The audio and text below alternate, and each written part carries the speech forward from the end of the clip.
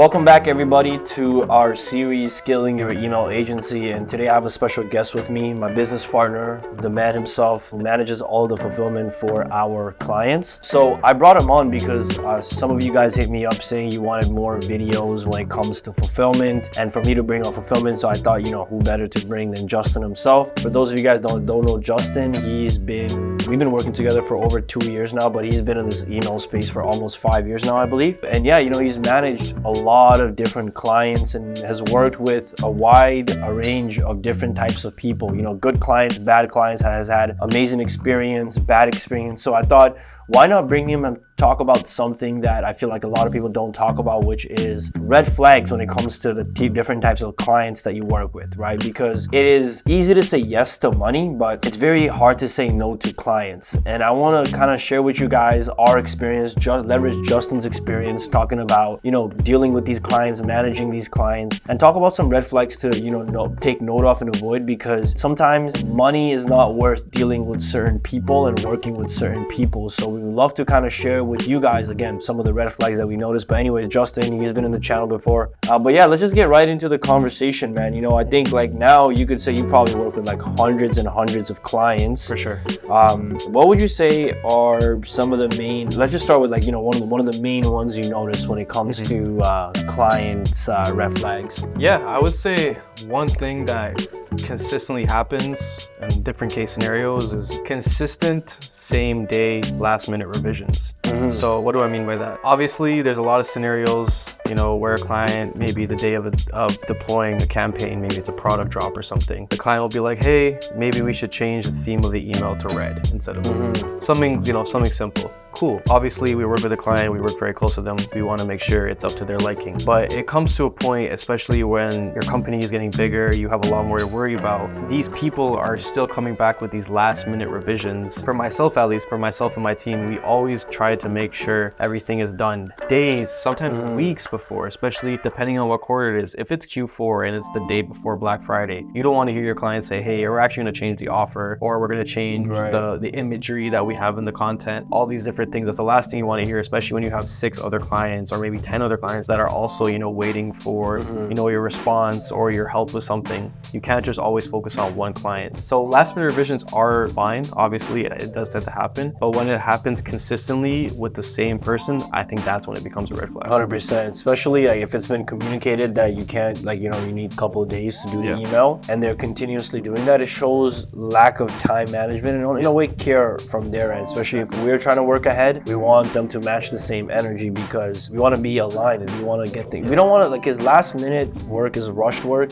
and rushed work is never good work, Another red flag that our team and I notice that tends to happen here and there is lack of communication unless things go south. So what does that mean? Once again, if you are constantly sending a client updates in regards to, things that are happening in your account and everything's going good, you're obviously going to want to at least receive some sort of reply from them. Like, hey, even if it is an acknowledgement. Exactly. As long as it's an acknowledgement, I know that they've read it. That's all I care about, because ultimately at the end of the day, we always want to make sure everything that we're doing on our end follows the goals that they had with working with us initially, right? So if we are just constantly sending them reports, updates, maybe wins of the week, all of these fun little things, and we're not hearing any replies until maybe we notice the open rate go down or something. Like, we have never heard from you ever since the last billing date. You know what I mean? So when you're in scenarios like that, it's really, really difficult overall, because you want to keep growing with that client, right? You don't want to just like, hey, here are your flows, here are some campaigns, fuck off. Yeah, sure. Yeah, anyway, so you never want it to be like that, right? So you always want it to be like, hey, here is XYZ for review. Let me know what you think. You want to hear their honest opinion. You get on calls maybe bi-weekly, weekly, quarterly, depending on how your systems are. I think that's how communication should be, right? But there's a lot of scenarios where a client will be like, oh, the email team will handle it. Well, the email team doesn't even know what you're essentially doing on your side. So that lack of communication itself could really cause a big jump in the quality of content that we're sending out. 100%. 100%. Right? So- Yeah, and like when you provide a service, it's a two-way street, right? Like both people need to be involved. So when you have bad client communication, it just makes it harder because you want to always be on the same page. But if you're not, it's gonna be hard for us to work with them long term. You know, I know you had another red flag. This one is more, I would say, even outside of business, just as like a human, a lot of people like just not showing appreciation and kind of talking down on team members. I would love to like kind of hear a little bit more about that because that's something we don't tolerate. And 100%. I think maybe when we first started off, we kind of tolerated it because we needed the money. But I think knowing it now, like talk to us about some experience with that and why like you don't tolerate that no more. Yeah, it's interesting. I feel like, especially in our space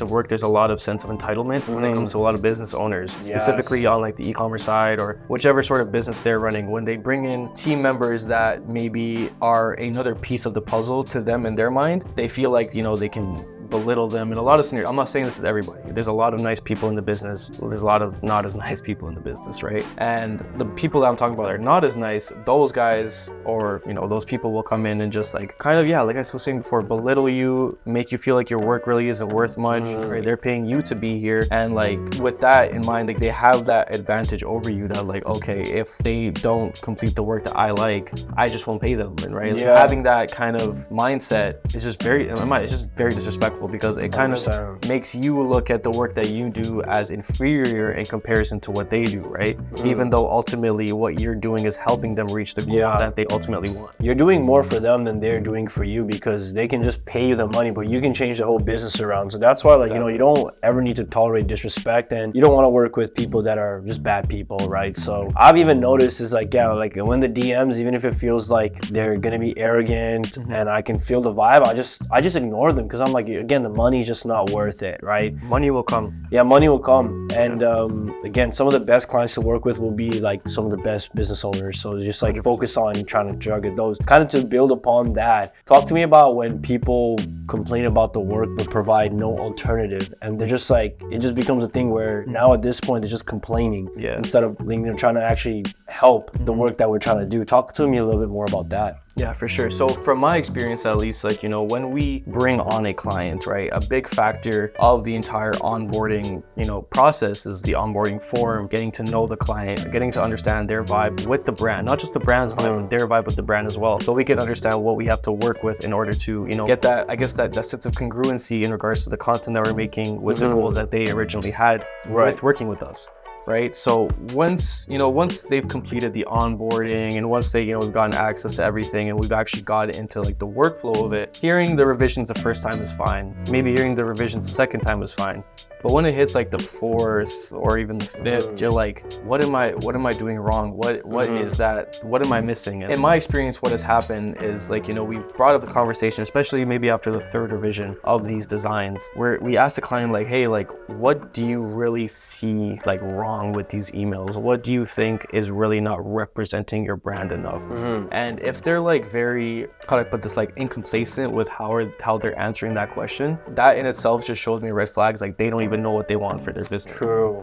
You know what I'm saying? And it's unfortunately, like, it happens a lot more than you think. Especially like a lot of brand owners will probably come to us thinking like we are magicians. And something that Splash always says is we are marketers, not magicians. So with that in mind, they can't just come to us thinking we're gonna make them the Mona Lisa, but their idea of the Mona Lisa. Right. So once you think about like that, like the incomplacency will really cause just a lot of delays. Even if they actually had like constructive feedback, then it would make more sense. Then again, like we are open to that and we want to make sure that we're aligned, but if it's just consistent like that, then it's not fun. I would add in a bonus, and maybe you can agree with this as well. I think like cheap paying clients are probably the 100%. Worst to work with. I think like that could even be number one. Is a big red flag is a cheap person because they don't understand the process of things. They want a short-term ROI. And a lot of different, like anything that's worthwhile you do, like you really won't see a short-term ROI, We are actually blessed to be in email space where you can actually see a short-term ROI, right? But in most cases, that's not reality. So when you are working with people that don't even understand that part of reality, it's not fun to work with. And I think you can attest to this, I can attest to this. The best clients we've had were the ones that paid us a lot of money. And then the worst clients we've had were the ones that paid us the least amount of money. To kind of add on to what Splash was just mentioning, the whole factor of like, working with these quote quote unquote cheaper paying clients, it's like I've noticed in just my experience, and it's really interesting, like the difference between a high paying client and a low paying client is just the amount of things that they ask for in such a short period of time.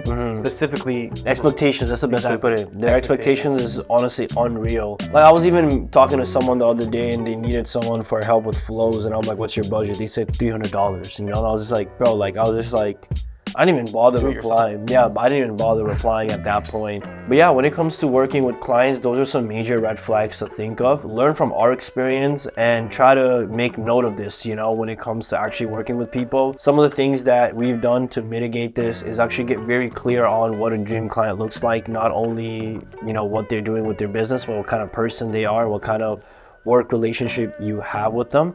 I think that's a huge key to solve a lot of these different problems that we're mentioning. You know, it's best to sometimes even just avoid them than to mitigate when you have these problems. So I would even go out and say, if you're experiencing some of these red flags, just cut it off and then find a better alternative, because, you know, it's better to deal with better people than to just deal with negative people and just for the money side of things. Go ahead, follow Justin below on his Instagram. We'll put his socials down below. We'll make some more videos with Justin moving forward. But thank you guys so much for watching this video, and I'll see you in the next one. Bye-bye.